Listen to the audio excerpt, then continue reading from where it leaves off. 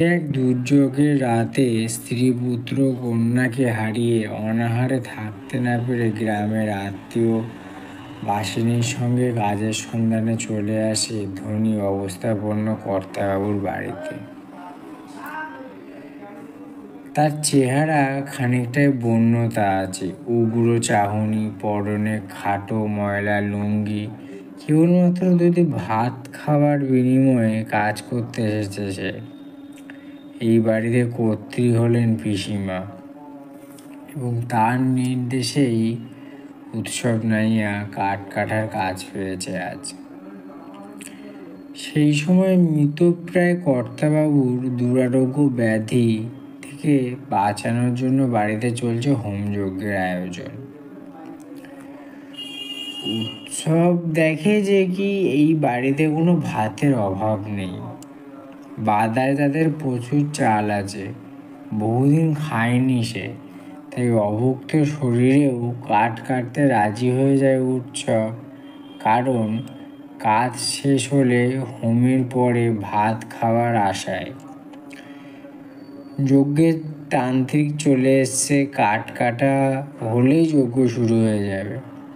উৎসব লক্ষ্য করে সেই বাড়িতে ঝিঙে শাল, রাম শাল, কনকপানি, পদ্মজালি আরও কত ধরনের চাল আছে।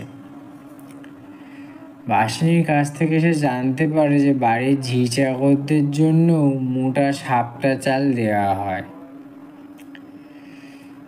এই চালের প্রাচুর্য উৎসবের কাছে নতুন, তাকে প্রলোভিত করে। বাসিনী তাকে এও জানায় যে সে বাড়ির এক একজন লোক এক এক চালের ভাত খায়। ভাতের অভাবে তীব্র ক্ষুধা সহ্য করতে না পেরে বাসিনীর কাছে উৎসব দুমুঠো কাঁচা চালই চেয়ে বসে, কিন্তু বাসিনী তাও দিতে পারে না, কারণ পিসিমার করার নির্দেশ ছিল হোম শেষ হওয়ার আগে কেউ কিছু মুখে তুলতে পারবে না। এদিকে খিদেয় উৎসবের মনে পড়ে যায় চুনমুনির মা, অর্থাৎ তার স্ত্রী। মাতলার জলের দাপটে তাদের সাজানো সংসার আজ ছন্নছাড়া হয়ে গিয়েছে। উৎসবকে বাধ্য হয়ে কৃপা প্রার্থীর মতো এসে দাঁড়াতে হয়েছে এখানে। আর এই সময়েই পিসিমার কথায় স্তম্ভিত স্বরে ফেরে উৎসব। তিনি তাড়া দিয়ে যান কাজ শেষ করার জন্য। কাজের ফাঁকে লুকিয়ে বাসিনী এসে তাকে এক ঠোঙা ছাতু দিয়ে খেতে বলে। সেই ছাতু খেয়ে কাজ শুরু করে উৎসব। বুড়ো কর্তাবাবুর কল্যাণার্থে হোমযজ্ঞ চলে, আর এদিকে উৎসব কাজের মধ্যে কেবলই ভাতের স্বপ্ন দেখে। একটু ভাত খাবার আশায় সে 2.5 মণ কাঠ কেটে অভুক্ত থেকে, কিন্তু কাজ শেষ হয়ে যাওয়ার পরেও ভাত পায় না উৎসব। তান্ত্রিকের যজ্ঞানুষ্ঠানের কাজেই সকলে ব্যস্ত। উৎসব শিব মন্দিরে চাতালে গিয়ে বসে পড়ে এবং কিছুক্ষণ পরেই শুয়ে শুয়ে কাঁদে। ক্লান্তিতে তার ঘুম চলে আসে।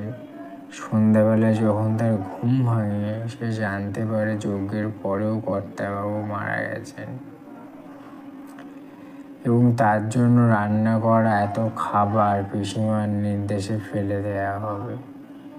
সেই সময়ে উৎসব বুঝতে পারে যে সব ভাত এরা ফেলে দিচ্ছে, তাই নিজে থেকে উপযাচক হয়ে সে বড় ডেকচিটা নিয়ে দূরে ফেলে দিয়ে আসার প্রতিশ্রুতি দেয়।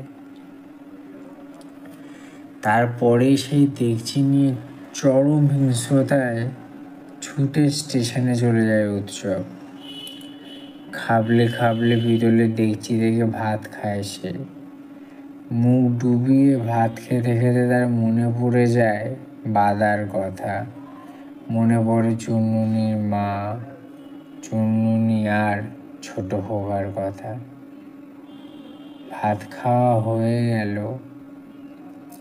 জল খেয়ে হাঁড়ির কানায় মাথা ছুঁয়ে প্রণাম করে আবার ঘুমিয়ে পড়ে সে। পরের দিন সকালে ডেকচির খোঁজে চুরির অপরাধে তাকে ধরে মারতে মারতে থানায় নিয়ে যাওয়া হয়। পুলিশ এসে স্টেশন থেকে তাকে নিয়ে যায়। উৎসবের ভাতের স্বপ্ন আর করুণ পরিণতি নিয়ে এই গল্প। পরবর্তী পর্বে আপনাদের সাথে আবার দেখা হবে কোনো নতুন গল্প নিয়ে। ততক্ষণের জন্য সঙ্গে থাকুন। চ্যানেলটিকে সাবস্ক্রাইব করুন, লাইক শেয়ার করতে ভুলবেন না।